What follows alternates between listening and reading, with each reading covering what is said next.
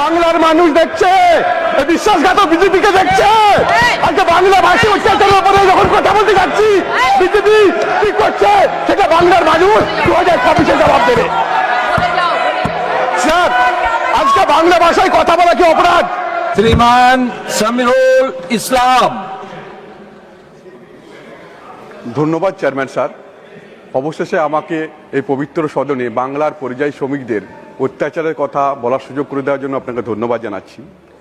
আমি অবাক হয়ে যাই বারবার এই পবিত্র সদনে পশ্চিমবঙ্গ থেকে আসা বিভিন্ন রাজ্যের পরিযায়ী শ্রমিকদের যে অত্যাচারের কথা এই পবিত্র সদনে এর আগে অনেকবার বলেছি।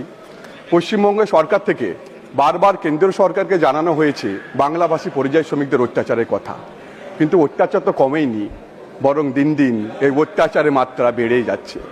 স্যার, বাংলা ভাষা বলা কি অপরাধ? তাদের অপরাধটা কোথায়? দিল্লি থেকে আরম্ভ করে উড়িষ্যা পর্যন্ত যে কোনো রাজ্যে আজকে বাংলায় কথা বললে বাংলাদেশি দাগিয়ে কখনো ডিটেনশন ক্যাম্পে রাখা হচ্ছে, কখনো ডিটেনশন ক্যাম্পে রাখা হচ্ছে। শ্রমিকরা, বাংলার মানুষ দেখছে, বিশ্বাসঘাতক বিজেপিকে দেখছে। আজকে বাংলা ভাষী অত্যাচারের উপরে যখন কথা বলতে যাচ্ছি, বিজেপি কি করছে সেটা বাংলার মানুষ 2026-এ জবাব দেবে। স্যার, আজকে বাংলা ভাষায় কথা বলা কি অপরাধ?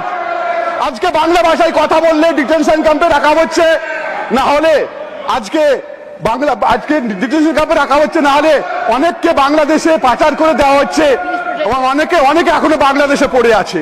আমি সোনালী খাতুন বলে একটা মহিলার কথা বলি, যে প্রেগনেন্ট লেডি, যার 1952 সালে জমি দলিল ছিল, তাকে দিল্লি পুলিশ মেরে বাংলাদেশে পাঠিয়ে দেওয়া হয়েছে। এখনো অনেকে বাংলাদেশে পড়ে আছে। আমি পার্লামেন্টে একটা স্ট্যান্ডিং কমিটি করার অনুরোধ করছি এবং এর ইনভেস্টিগেশন করা হোক। এখনো অনেক লোককে পাওয়া যাবে যারা ভারতবর্ষের বাসিন্দা, যারা এখনো বাংলাদেশে পড়ে আছে। স্যার, আজকে পাকিস্তানের ভাষাতে আমাদের দিল্লি আশেপাশের অনেক রাজ্যের মানুষ কথা বলে, তাহলে তারা কি পাকিস্তানি হয়ে গেল? আমি আপনার কাছে জানতে চাই স্যার। স্যার, আমরা যদি মাইগ্রেন্ট ওয়ার্কার নামে যদি সার্চ করি গুগলে, তাহলে শয়ে শয়ে আমরা লিঙ্ক পাবো যেখানে দেখবো কিভাবে এই নিরীহ মানুষদের উপর অত্যাচার করা হচ্ছে। এই বাজেটে পরিযায়ী শ্রমিকদের নিয়ে একটাও কথা বলা হলো না, অথচ আমাদের মাননীয় মুখ্যমন্ত্রী Mamata Bandyopadhyay migrant worker welfare board তৈরি করেছে। আমরা স্যার তন্ন করে খুঁজেছি পশ্চিমবঙ্গ থেকে মাত্র 30 লক্ষ মতো মানুষ যারা বাংলার বাইরে কাজ করে, অথচ বাংলাতে কত লোক কাজ করে জানেন? 1.5 কোটি মানুষ, অন্য রাজ্যের মানুষ বাংলাতে কাজ করে। আপনারা একটা উদাহরণ দেখাতে পারবেন যেখানে বাংলার মানুষদেরকে, অন্য রাজ্যের মানুষকে বাংলা সরকার অত্যাচার করছে? আজকে আমরা এই মহতী সদনে বসে আছি। দেশের প্রধানমন্ত্রীকে এই মহতী সদন তৈরি করার জন্য শ্রম দিয়েছে, দেয়নি। পুরো সাংসদ শ্রম দিয়েছে, দেয়নি। আমি শ্রম দিয়েছি, দেয়নি। আপনি দিয়েছেন, দেননি। সেই দিয়েছে এই পরিযায়ী শ্রমিকরা।